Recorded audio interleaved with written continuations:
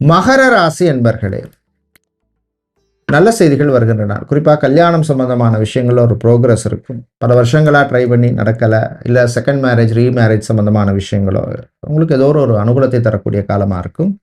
Real estate construction business பண்ணுறவங்க, அதே மாதிரி டைல்ஸ் மார்பிள் சம்பந்தமான பிஸ்னஸ் பண்ணுவார்கள், டயர் பிஸ்னஸ் பண்ணுறவங்க, இவங்களுக்கெல்லாம் அனுகூலத்தை தரக்கூடிய நாளாக இருக்கும். சொந்த பந்தங்களுடன் இருந்த பிரச்சனைகள் குறையும்.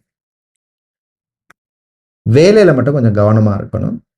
ஜாபை பொறுத்தவரையில் பார்த்தோம்னா, மீடியா சம்மந்தமான வேலையில், சோஷியல் மீடியாவில் இருக்கிறவங்க, இவெண்ட் மேனேஜ்மெண்ட் கம்பெனியில் இருக்கிறவங்க, பெட்ரோலியம் கெமிக்கல் சம்மந்தமான கம்பெனிகளில் வேலை செய்கிறவங்களுக்கு அனுகூலமாக இருக்கும். மாணவர்கள் சுறுசுறுப்பாக இருப்பீங்க. அடுத்து இது படிக்கணும், இது பிளான் பண்ணணும் அப்படிங்கிற மாதிரி மனசில் ஓடும்.